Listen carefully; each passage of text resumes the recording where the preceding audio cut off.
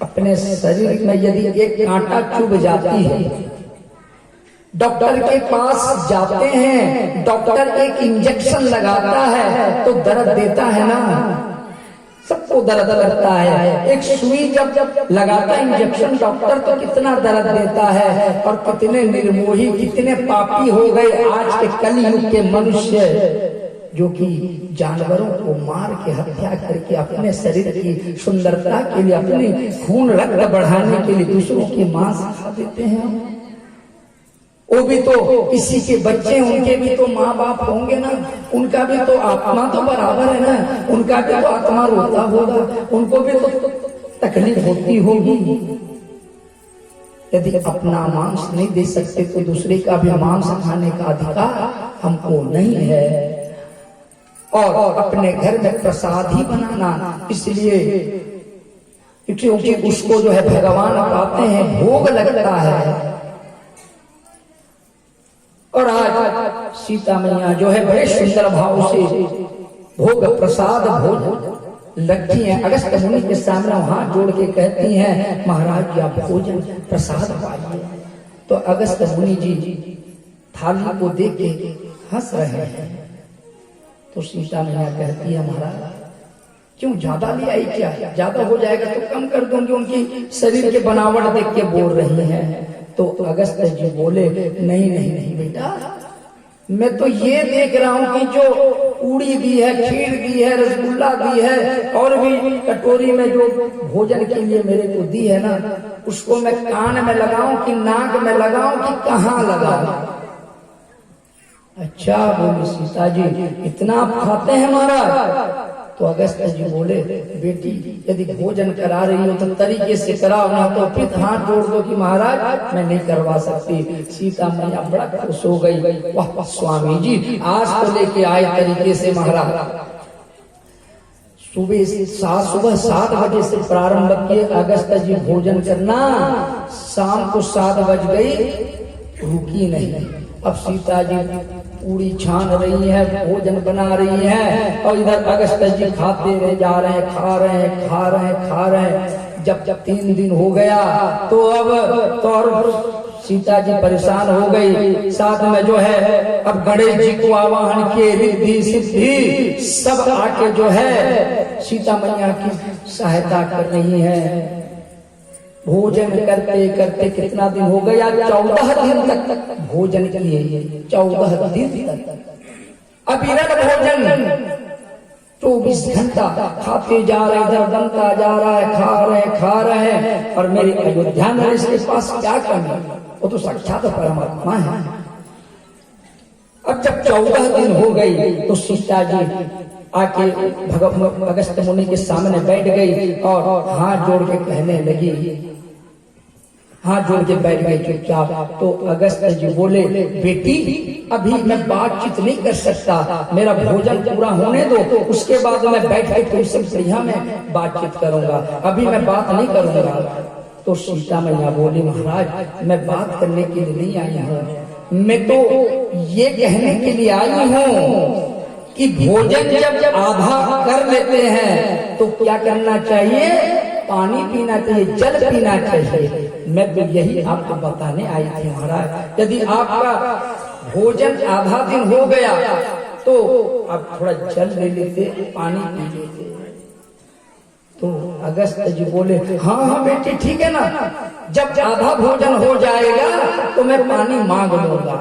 सीता मैया, हे राम आज 14 दिन हो गया, आधा नहीं हुआ है तो कब आधा होगा? तो अगस्त मुनि जी भोजन पूरा कर दिया। सीता जी तो हाथ दे दिया, हाथ सर पे हाथ रख के बैठ गया, क्या करो। लेकिन उधर रिद्धि सिद्धि गणेश जी गौरी सौरी सब मिलके जो है पूरी छान रहे, कोई पूरी बेल रहे, कोई मीठा बना रहे हैं। ऐसे करते करते भक्तों 18 दिन तक अगस्त मुनि जी अविरल भोजन करते रहे। और जब भोजन कर रहे थे 18वां दिन तो मेरे राम जी सामने आके खड़े हो गए। अब राम जी की ओर अगस्त मुनि देखे और बोले, कैसे चलने दो कि अब बंद करो? तो राम जी बोले, नहीं महाराज अब शांत हो जाओ। अब अगस्त जी बोले कि बेटी पानी थोड़ा ले आओ। तो मेरे राघवेंद्र जी बोले कि महाराज जब मैं द्वापर युग में कृष्ण के अवतार में गोकुल वृंदावन में जब मैं लीला करूंगा और गिरिराज पूजा करूंगा, उस समय जब इंद्र जी क्रोधित अवस्था में वर्षा करेंगे तो उस जल को आप पीना। इस युग में तो आप पानी नहीं पी सकते। और सीता जी भी घबरा गई। जो महाराज 18 दिन तक अविरल 24 घंटा नॉन स्टॉप भोजन करते हैं तो पानी इतना पिएंगे। तो सुखदेव महाराज जी राजा परीक्षित से कहते हैं कि राजन, ये जो है अगस्त मुनि जो हैं अविरल मात्रा में जब 18 दिन तक भोजन किए तो यही द्वापर युग में आज जब इंद्र क्रोधित होके वर्षा किए तो अगस्त मुनि को भगवान स्मरण किए और अगस्त जी आके सब जल को पी गए। और बड़े सुंदर भाव से फिर जो है इंद्र स्तुति करने लगे। विशोध सतम तव धाम संतम तमोपयम धस्तरसस्तमस्तकम मायामयोऽयं गुणसम्प्रभवो न विद्यते ग्रहणानुबन्धनं। जय जय श्री राधे। आचार्य सुखदेव जी महाराज कहते हैं परीक्षित, इंद्र ने अपनी गलती को माना और गोविंद के चरणों में गिर कर प्रार्थना करते हैं, आपका श्री विग्रह शुद्ध सत्व गुण के परिपूर्ण है प्रभु, उसमें तमोगुण और रजोगुण का स्पर्श ही नहीं। पिता गुरुस्तम जगतामधीशो दुरतयः कालकुपातदण्डः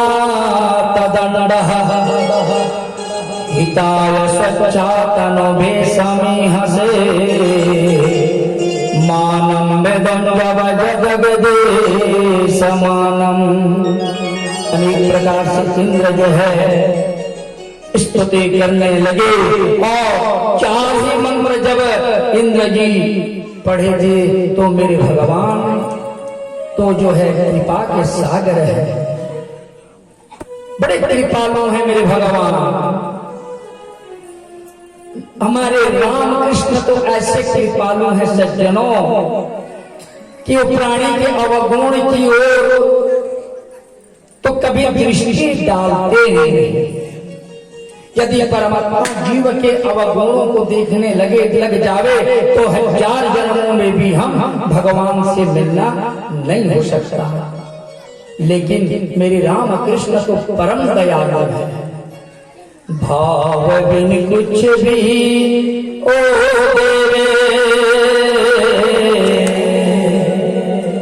मैं कभी लेता नहीं, भाव से के फूल भी दे तो मुझे ओ स्वीकार है।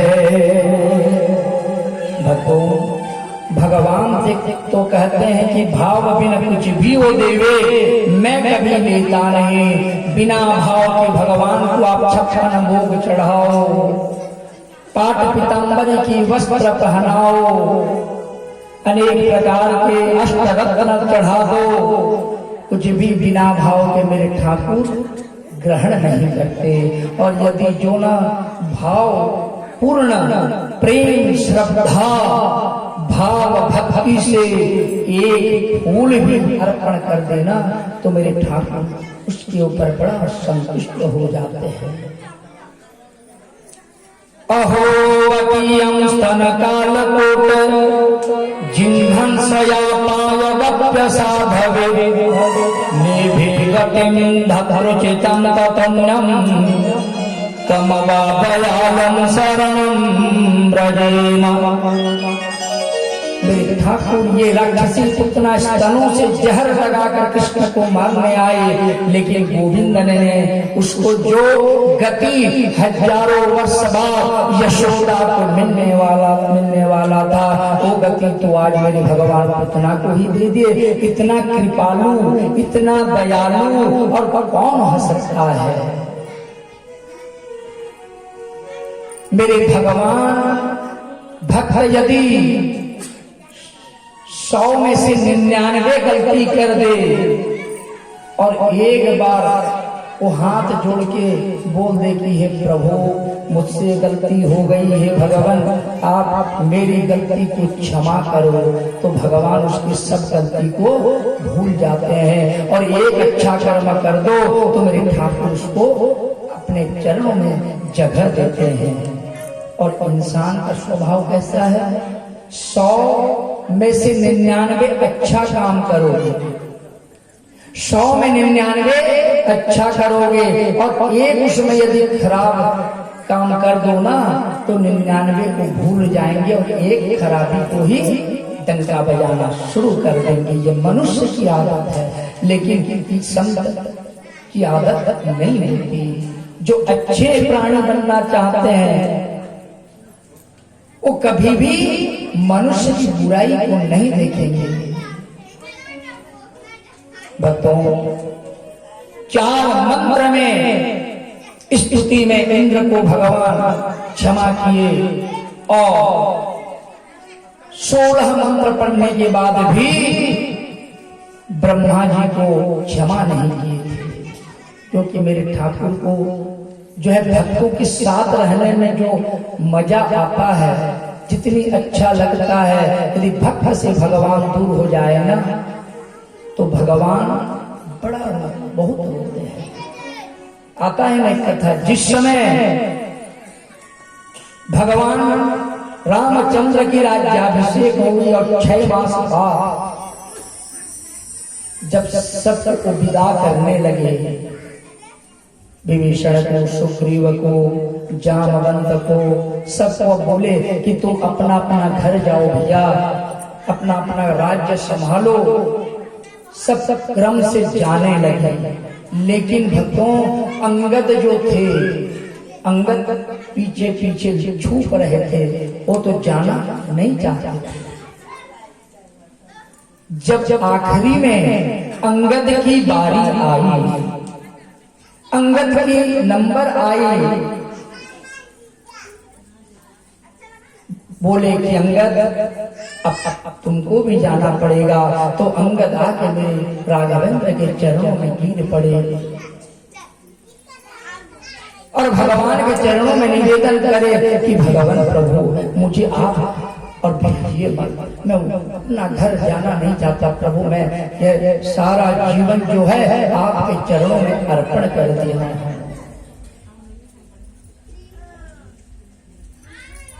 भगवान बोले नहीं अंगद, मैं तो वचन दे के आया था कि माँ को कि आपको जाना ही पड़ेगा, आप जाओ बेटा। ऐसे कहके जब अंगद को भगवान विदा कर देते हैं, अंगद वहां से निकलते हैं, बार बार पीछे मुड़ के देखते हैं कि कहीं भगवान के मन में श्रद्धा इच्छा जागृत हो जाए, मुझे रुकने के लिए बोल रहे हैं, लेकिन भगवान रुकने के लिए बोले नहीं।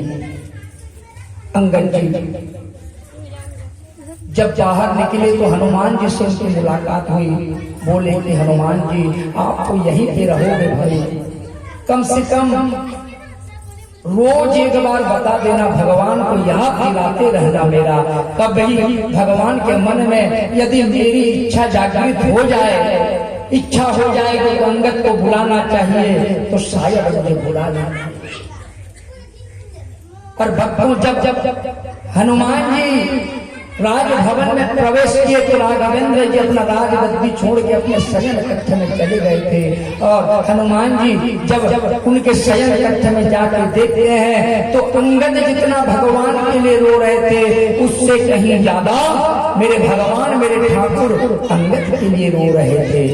तो भगवान भी भक्त से बहुत ज्यादा प्यार करते हैं, तो इसलिए हम सभी को सब कुछ भगवान के चरणों में अर्पण करके पांचों पांडव क्या विश्वास था ना मेरे ठाकुर के प्रति।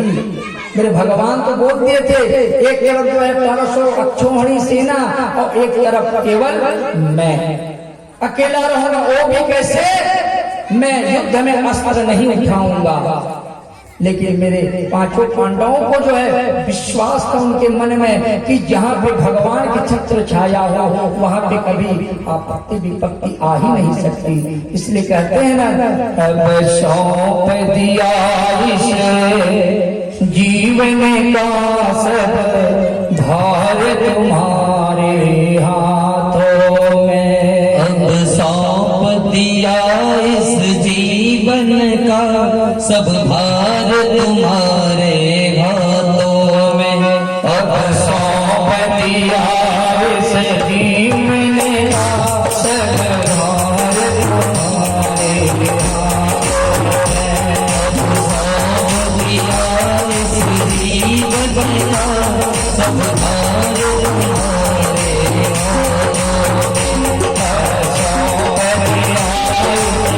जीवन का सब भार तुम्हारे हाथों में। सौंप दिया इस जीवन का सब भार तुम्हारे हाथों में। तुम्हारे हाथों में और भार तुम्हारे हाथों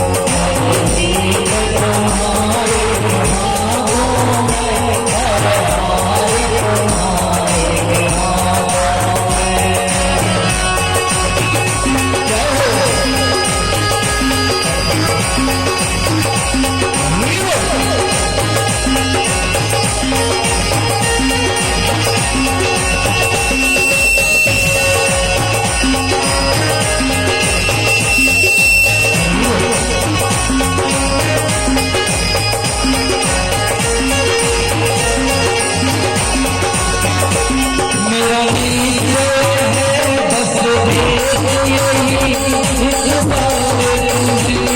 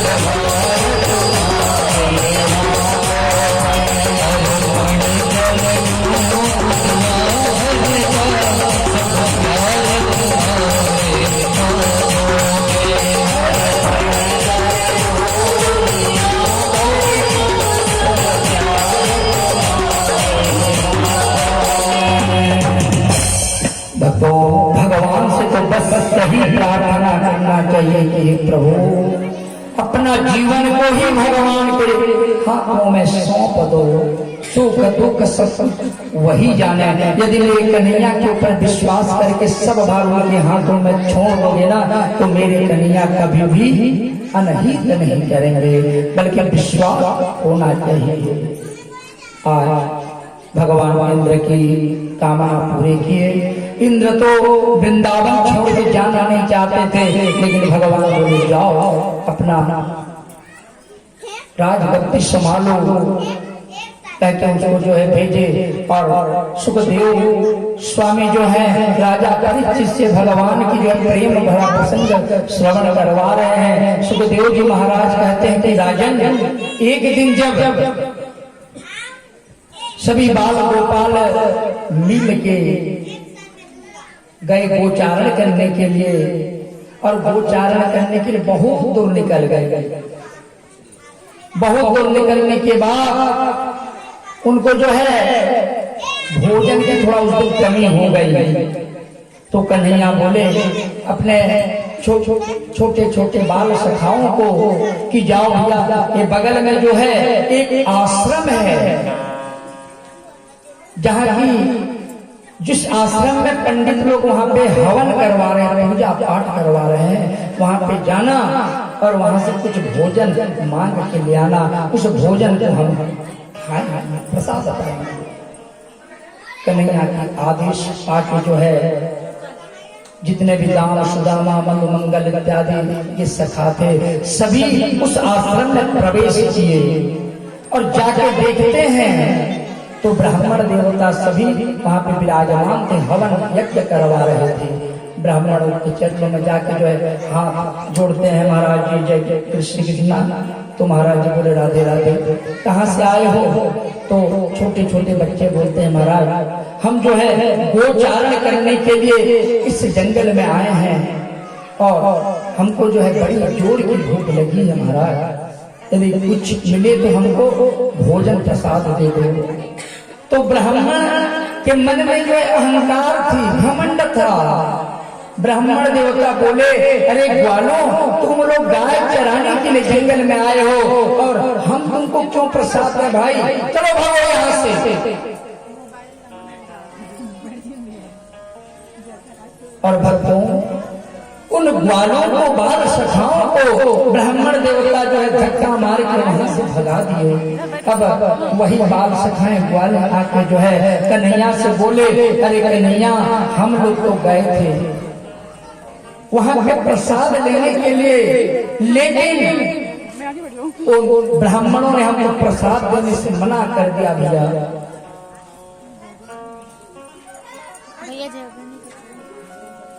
ब्राह्मण देवता जितने भी थे महाराज वो तो हमको प्रसाद ही नहीं दिए, हम उल्टा हमको धक्का मार के वहां से भगा दिए। कन्हैया बोले अरे मित्रों, तुम लोगों ने किससे प्रसाद मांगे थे? तो मधुमंगल कहते हैं कि कन्हैया हमको जाके ब्राह्मणों से मांगे थे कि प्रसाद दो कह के, और ब्राह्मण जो है हमको भगाया। तो कन्हैया बोले नहीं, तुमको ब्राह्मणों को मांगना नहीं था, ब्राह्मणों के पत्नियों से तुमको भोजन मांगना था।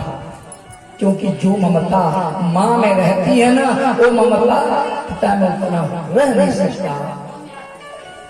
अब की बार जाओ और सीधा तुम आश्रम में घुस जाना और उन ब्राह्मण के पत्नियों से मांगना प्रसाद भोजन, देखना वो देते हैं कि नहीं देते हैं। और भक्तों जब सभी मित्र मिल के फिर से उस आश्रम में प्रवेश करे तो वहां पे जो है ब्राह्मण को हवन करवा रहे थे, स्वाहा स्वाहा बोल रहे थे। और एक नियम रहती है, जब यज्ञ चलती रहती है तो ब्राह्मण जो है बाप नहीं करते, किसी को बाप नहीं करना चाहिए जहाँ पे पूजा पाठ कथा होती रहती है।